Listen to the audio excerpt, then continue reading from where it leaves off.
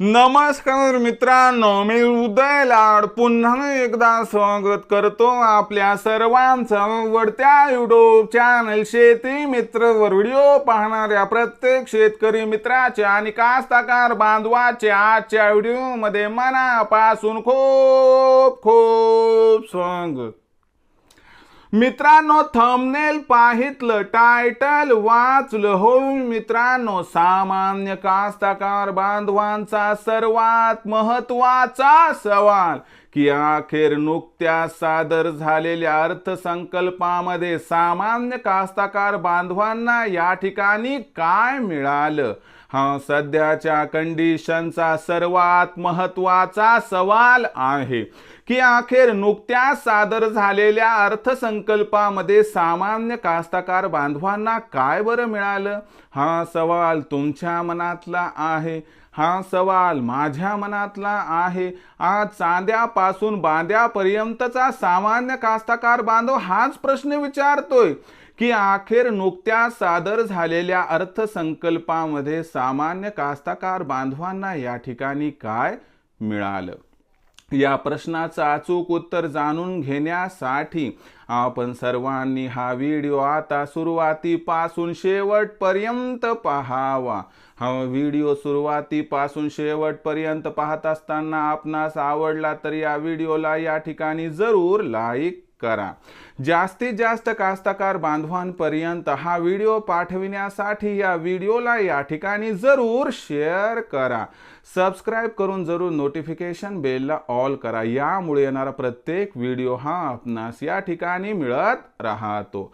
तर बघा मित्रांनो, सामान्य कास्तकार बांधवांचा सर्वात महत्वाचा सवाल की अखेर नुकत्याच सादर झालेल्या अर्थसंकल्पामध्ये सामान्य कास्तकार बांधवांना काय मिळालं.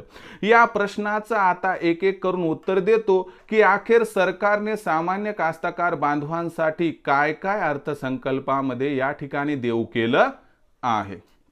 तर मित्रांनो, सगळ्यात महत्वाची पहिली गोष्ट की सरकारनं काय केलंय की बाबा, जर आपल्याकडे जे विजेचे पंप असतात, ज्याला कृषी पंप म्हणतात, ज्याला आपल्या भाषेत मोटर म्हणतो, ती जर 1 हॉर्स पॉवर म्हणजे 1 ची मोटर 2 ची मोटर म्हणतो ना आपण, ज्यांच्याकडे 7.5 HP पर्यंत मोटर आहे, म्हणजे 7.5 ची मोटर ज्यांच्याकडे आहे, 1 पासून 7.5 पर्यंत, त्या सर्व सामान्य कास्तकार बांधवांचे आजवरचे जे काही विजेचे देयक म्हणजे आपल्या भाषेत लाईट बिल हे माफ राहणार. आणि आणखीन एक महत्वाची घोषणा की यामध्ये भविष्यामध्ये आपल्याला या ठिकाणी विजेचं कोणतंही बिल भरण्याची आवश्यकता अजिबात नाही. ज्यांच्याकडे 7.5 HP पर्यंत मोटर आहे त्यांच्यासाठी सुविधा आहे. ज्यांच्याकडे 7.5 HP च्या वरची मोटर आहे त्यांना त्या ठिकाणी मोठे शेतकरी संबोधले गेले आहे, त्यांच्यासाठी ही योजना नाही. त्यानंतर दुसरी योजना किंवा दिवसा तुम्हाला लाईटचा पुरवठा व्हावा म्हणून सरकारनं काय केले किंवा मागेल त्याला त्या ठिकाणी सौर कृषी पंप म्हणजे सोलर पंप म्हणतो ना, ते आता मागेल त्याला मिळणार आहे. त्याच्यामध्ये सुद्धा जी सबसिडी आहे ती जशास तशी ट्रान्सफर केली जाणार आहे. त्यानंतर तिसरी महत्वाची गोष्ट मित्रांनो की सरकारने आपल्यासाठी काय केले की बाबा, जे अवकाळी दुष्काळ होता, म्हणजे अवकाळी पाऊस पडला होता, त्यात बऱ्याच शेतकऱ्यांचं नुकसान झालं. हे नुकसान असू द्या किंवा जुनं कोणत्याही पद्धतीचं आपलं देणं असू द्या, ते सगळं 15 जुलैपर्यंत सरकार त्या ठिकाणी DBT अंतर्गत म्हणजे डायरेक्ट बेनिफिट ट्रान्सफर स्कीम अंतर्गत तुमच्या खात्यावरती पाठवणार आहे. त्यानंतर चौथी महत्वाची गोष्ट आपल्यासाठी काय केलेली आहे सरकारनं की आता बांबू, अटल बांबू योजना जी आहे त्या अंतर्गत जे काही कास्तकार बांधव शेतीमध्ये बांबू लागवडीसाठी इच्छुक आहेत त्यांना प्रतिरोप म्हणजे बांबूच्या रोपामागं 175 रुपयाचं अनुदान हे सरकार त्या ठिकाणी देणार आहे. त्यानंतर 5वी जर सरकारची योजना म्हटलं तर याच्यामध्ये काय केले सरकारनं की जे शेळीपालन, कुक्कुटपालन आणि मेंढीपालन आहे यांच्यासाठी सरकारनं प्रोत्साहनपर संकल्पना लागू केल्या आहेत. याच्या डिटेल्स आणखीन यायच्या शिल्लक आहेत, हे आल्या की मी तुम्हाला त्या देखील संकल्पना सांगेल. म्हणजे याच्यामध्ये सुद्धा सरकारने भरघोस सबसिडी देण्याची प्लॅनिंग केलेली आहे.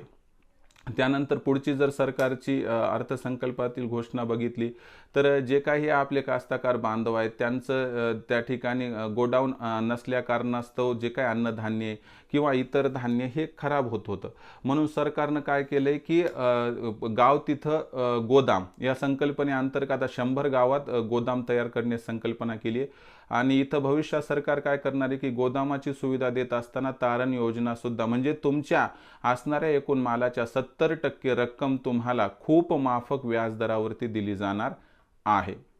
या संकल्पना आहेत सरकारच्या। आणि मुख्यमंत्री जी आपण नमो शेतकरी सन्मान योजना म्हणतो ती सुद्धा इथं कायम राहणार आहे, त्याबद्दल काही अडचण नाही। आणि ह्या महत्त्वाच्या संकल्पना आहेत मित्रांनो की ज्या अर्थसंकल्पामध्ये कास्तकार बांधवांसाठी देण्यात आल्या आहेत। सरकार भविष्यात आणखीन काही योजना सुद्धा कास्तकार बांधवांसाठी लॉन्च करू शकते। सरकारने जे 5 रुपये लिटरामागं 5 रुपये जे दुधाला सबसिडी होती त्याला सुद्धा कंटिन्यू करण्याचा या ठिकाणी निर्णय घेतला आहे।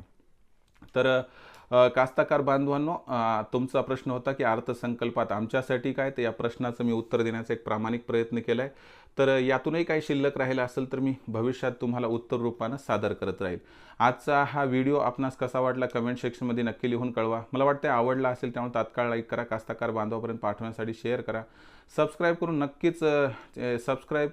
करून नक्कीच नोटिफिकेशन बेलला ऑल करा, यामुळे येणार प्रत्येक व्हिडिओ हा आपणास या ठिकाणी मिळत राहील। तर मित्रांनो, अशाच एका नवीन व्हिडिओसह मी आपला मित्र उदय लाड आपल्या सर्वांच्या आवडत्या यूट्यूब चॅनल शेती मित्रवर आपणास मिळत राहील। तोपर्यंत माझ्या प्रत्येक शेतकरी मित्राचे आणि कास्तकार बांधवाच्या आजच्या व्हिडिओमध्ये मनापासून खूप खूप आभार।